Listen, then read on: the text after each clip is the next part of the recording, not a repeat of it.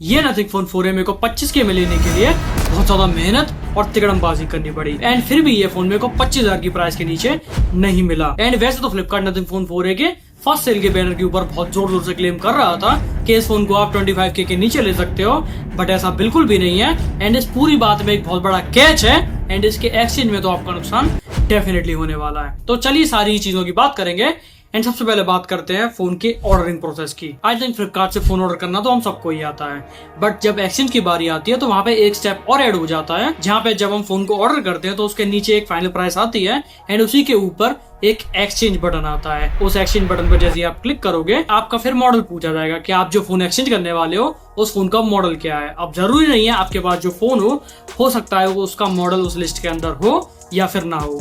अगर उस लिस्ट के अंदर आपके फोन का मॉडल नहीं है तो आप ऐसा समझ लो कि आप बच गए एंड आप उस फोन को एक्सचेंज नहीं कर सकते। बट बैड लक की वजह से अगर आपका फोन उस लिस्ट के अंदर है एंड आप फोन को एक्सचेंज करना चाहते हो तो डेफिनेटली आप उसको सिलेक्ट कर सकते हो एंड सिलेक्ट करने के बाद आपकी वैल्यू दी जाएगी। एंड ये फोन की वैल्यू बहुत सारे फैक्टर्स पर डिपेंड करती है, जैसे कि आप किस लोकेशन पे रहते हो, आपके फोन का मॉडल क्या है एंड आपके फोन की कंडीशन क्या है। जैसे एग्जांपल के लिए मेरे केस में अगर बात करी जाए तो ये नथिंग फोन 4A ऑर्डर करने के लिए मैंने एक Realme C12 को एक्सचेंज किया था, जिसकी कंडीशन ऑलमोस्ट खत्म सी थी, जिसके बैक पैनल का कलर कम्प्लीटली छूट चुका था क्योंकि बहुत ज्यादा वो फोन यूज हो चुका था। फ्रंट में डिस्प्ले जो थी वो डुप्लीकेट थी एंड साथ में क्रैक्ड भी थी। उसकी टच बिल्कुल अच्छे से काम कर रही थी, सारे ही कलर्स अच्छे से प्रोड्यूस कर रही थी डिस्प्ले, और कोई भी ब्लैक स्पॉट भी नहीं थे, बट डिस्प्ले करेक्ट थी। तो ये चीज मैं अग्री करूंगा कि डेफिनेटली उसकी डिस्प्ले करेक्ट थी एंड फोन की कंडीशन कुछ ज्यादा खास नहीं थी।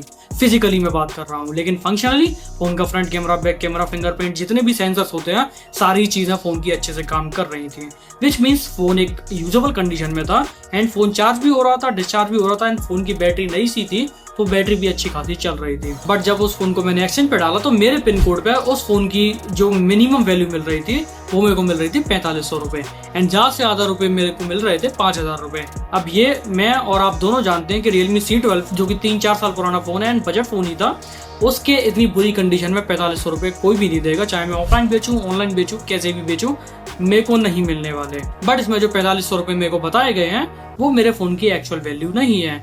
4000 रुपए का इस नथिंग फोन 4A के ऊपर एक्स्ट्रा डिस्काउंट है जो कि मेरे को फ्लिपकार्ट से मिलना ही मिलना था, चाहे मैं कितने ही बेकार कंडीशन का फोन एक्सचेंज करूं। लेकिन उस Realme C12 की जो वैल्यू है वो पहले ही बहुत ज्यादा कम लगाई गई थी, जैसे कि सिर्फ मेरे केस में 500 रुपए उस फोन की वैल्यू लगाई जा रही थी एंड उसकी जो मैक्सिमम वैल्यू मिल रही थी वो मेरे को मिल रही थी 1050 रुपए, मतलब 5050 रुपए मेरे को टोटल डिस्काउंट मिल रहा था।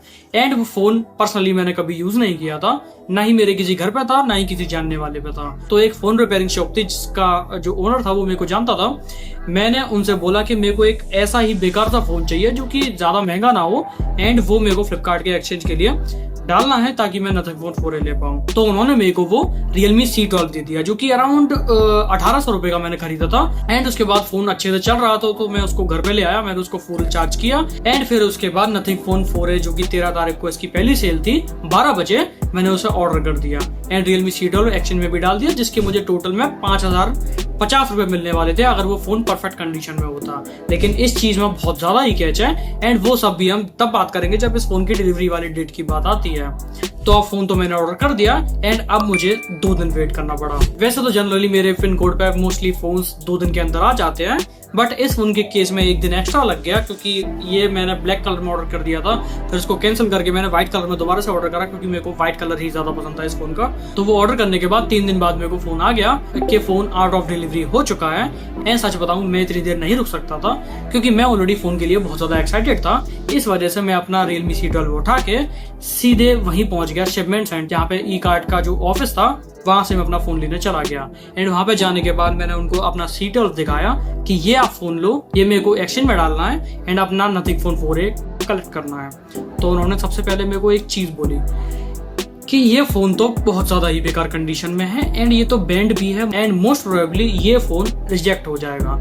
अब वो फोन रिजेक्ट तो नहीं होना चाहिए था क्योंकि उसकी बैटरी कहीं से भी सोलन नहीं थी, बैक पैनल नहीं निकल रहा था, डिस्प्ले नहीं निकल रहा था, ऐसा कोई प्रॉब्लम उस फोन में नहीं था। सिर्फ डिस्प्ले करेक्ट था, जो बैक पैनल का कलर था वो कम्प्लीटली वॉश आउट हो चुका था। तो मेरे को पता था कि ये ऑनलाइन में चला जाएगा, बट वो चीज मैं आपको बताऊं कि उसने क्यों बोली, क्योंकि फ्लिपकार्ट के जो डिलीवरी वाले हैं ये एक्सचेंज प्रोसेस में अपना चाहते हैं कि बहुत ज्यादा इनका कट बन जाए। तो उसने मेरे को साइड से ले जाके 1000 रुपए डिमांड करे कि आप मेरे को 1000 रुपये दे दो एंड ये फ़ोन मैं आपका परफेक्ट कंडीशन में निकलवा दूंगा। एंड फिर मैंने सोचा कि ये फ़ोन के ऑलरेडी मेरे को 1000 रुपये मिल रहे हैं एंड इसको अगर मैं 1000 रुपये दे दूंगा तो मेरे को एक्चुअल में बचा क्या, मैंने जो 1800 रुपये दिए उसमें मेरा सीधा सीधा नुकसान हो ही गया।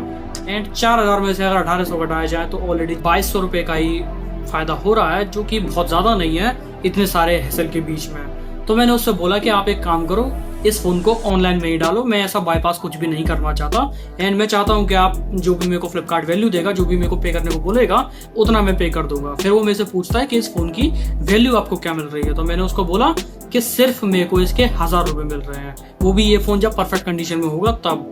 फिर वो बोलता है कि वो तो ठीक है लेकिन एक्स्ट्रा डिस्काउंट आपको कितना मिल रहा है। तो एक्स्ट्रा डिस्काउंट इनको पता नहीं होता, इनके जो ऐप होता है उसके ऊपर कभी भी लिखा नहीं आता कि फ़ोन की वैल्यू कस्टमर को कितनी मिल रही है। तो उसने मेरे को पूछा एंड मैंने उसको बोला कि मेरे को सिर्फ 1000 रुपये मिल रहे हैं एक्स्ट्रा वैल्यू के नाम पर, मतलब वो फ़ोन मेरा 2000 रुपये का जा रहा है। एंड उसके बाद वो मेरे को बोलता है कि ठीक है इसको तो ऑनलाइन ही चढ़ा देते हैं। फिर एक दूसरा बंदा आता है जो कि वहीं पे शायद काम करता होगा, उनका कलीग होगा, वो फ़ोन लेता है कि इसको एक्सचेंज में डालना है। तो वो जैसे ही फ़ोन हाथ में लेता है फिर देखता है कि फ़ोन की कंडीशन देखता है ऑलरेडी ख़राब ही थी, वैसे तो मेरे को पता था। फिर कहता है ये फ़ोन बैंड भी है। फिर मैंने उससे बोला कि वैसे तो फ़ोन बैंड नहीं है, ये चीज़ कंप्लीटली मैं क्लियर करके आया हूँ, अगर आप ज़बरदस्ती इसको रिजेक्ट कर दो तो वो बात अलग है। बट वो मेरे को एट द सेम टाइम जाते ही थे, मेरे बहुत सारे पार्सल फ्लिपकार्ट से आते रहते हैं, तो इतना मुझे समझ में आ गया था कि इसके साथ ऐसा करने का कोई सेंस नहीं है। तो उन्होंने फिर मेरा फ़ोन ऑनलाइन में चढ़ा दिया एंड ऑनलाइन में चढ़ाने के बाद मेरे को 650 रुपये और पे करने के लिए फ्लिपकार्ट की तरफ से ही बोला गया था। एंड उसने जो कंडीशन थी फ़ोन की वो मेरे सामने, मेरी आंखों के सामने डाली थी एंड उसका मैंने वीडियो भी ले रखा था। वो सारी चीज़ें प्रोसेस मेरे को बता के आगे एक्सप्लेन कर रहा था एंड साथ में आगे बढ़ाता हुआ जा रहा था। स्टेप बाय स्टेप उसने सारे स्टेप डाल दिए एंड में मेरे को 650 रुपये पे करने के लिए फ्लिपकार्ट की तरफ से बोला। एंड जो कि मैंने बोला कि आप लिंक भेज दो, फिर लिंक आते ही मैंने उसको एक्सेप्ट किया एंड एक्सेप्ट करने के बाद मैंने 650 रुपये फ्लिपकार्ट के UPI पे कर दिए। एंड उसके बाद वो चीज़ मेरी फ्लिपकार्ट के ऐप में अपडेट भी हो गई। एंड अभी अगर बात करी जाए तो जो ये नथिंग फ़ोन 4 है वो 32,000 इसकी मेन जो MRP फ्लिपकार्ट के ऊपर बिक रही है वो है, मतलब 33,000 रुपये। अगर कोई नॉर्मल बंदा किसी कार्ड या कोई भी डिस्काउंट के बिना लेता है तो नथिंग फ़ोन 4 का बेस वेरिएंट उसको 33,000 रुपये का पड़ेगा। बट मेरे पास फ्लिपकार्ट का एक्सेस वाला कार्ड था तो उससे मेरे को अच्छा खासा डिस्काउंट पहले ही मिल गया था, अराउंड 3,000 रुपये के आसपास। बाकी फिर साथ में बात करी जाए तो 4,000 रुपये माइनस 1,800 रुपये प्लस 650 रुपये वो मैंने एक्स्ट्रा दिए थे। एंड उसके बाद जो मेरे को फायदा मिला वो था टोटल अराउंड 2400 रुपये का। अब टोटल मैथ अगेन कैलकुलेट करें तो टोटली मेरे को फोन पहले जा रहा था 5,050 रुपये में जब मैंने ऑर्डर किया था, जो कि मेरे को फ्लिपकार्ट के ऐप में दिखा भी रहा था। फिर मैंने 1,800 रुपये उस फोन के कैश भी दिए थे तो वो भी मेरे को उसी में कलेक्ट करने पड़ेंगे। एंड साथ में 650 रुपये मैंने बाद में फ्लिपकार्ट को पे करे। तो उसके बाद मुझे जो एक्सचेंज पर डिस्काउंट मिला वो था अराउंड 2650 रुपये। बट अभी भी ये फोन की फाइनल वैल्यू नहीं है। जब आप किसी फोन को फ्लिपकार्ट के ऊपर एक्सचेंज करते हो तो आपको 199 रुपये और पे करने पड़ते हैं उसका पिकअप चार्ज। अब वो फोन पहले ही 1,000 रुपये का जा रहा था, 650 रुपये मैंने ऑलरेडी पे कर दिए, तो अब मेरे को 400 रुपये एक्चुअल में वैल्यू मिल रही थी। बट साथ में अगर 199 रुपये और काट दिए जाएं तो उस फोन की मेरे को एक्चुअल वैल्यू मिली 200 रुपये।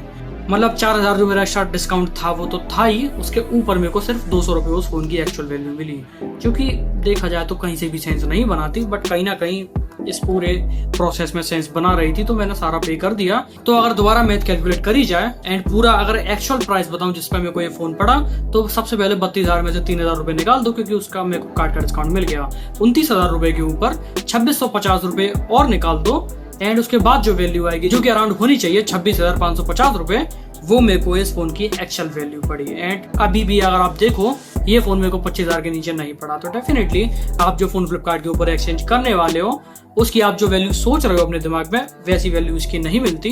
एंड बहुत ज्यादा ही कटौती वो करते हैं। जब आपके सामने फिजिकल इंस्पेक्शन होता है तो वो एक एक चीज ऐसे देखते हैं कि मतलब क्या ही कर दिया। एंड फोन की वैल्यू पहले ही इतनी कम दे रहे होते हैं, उसके बाद वैल्यू और कम कर देते हैं। तो अगर आपके घर पे कोई भी एक परफेक्ट कंडीशन का फोन है, 3 से 4 साल अगर पुराना भी है और उसको आप एक्सचेंज करने का सोच रहे हो, तो आई विल से कि मत करो, क्योंकि फ्लिपकार्ट का एक्सचेंज प्रोसेस बहुत ज़्यादा ही खराब है एंड बहुत कम पैसे देता है। बट अगर आपके पास मेरी तरह, जैसे कि मैंने एक Realme C12 बिल्कुल खत्म कंडीशन में एक्सचेंज किया था, वैसा कोई फ़ोन है, मतलब वो यूजेबल नहीं है, बस डला रहता है एंड कम्प्लीटली बैक पैनल या फ्रंट पैनल खत्म हो चुके हैं एंड एक्सचेंज करने लायक है, तो आप उसको एक्सचेंज कर दो। तो अगर डिस्प्ले करेक्ट है तो डिस्प्ले करेक्ट वाली कंडीशन सेलेक्ट करो ताकि वो बाद में ज्यादा पैसे ना काट पाए। तो यही था मेरा पूरा एक्सपीरियंस इस नथिंग फोन 4a के बाइंग प्रोसेस में।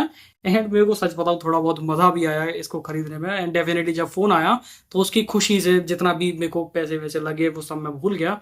And definitely I am very happy with nothing phone 4a। And ये डेफिनेटली एक बहुत अच्छा फोन है। तो अगर आपको इस फोन का रिव्यू देखना है तो आप इस वीडियो पे क्लिक करो एंड मैं भी आपको मिलता हूं उसी वीडियो के अंदर।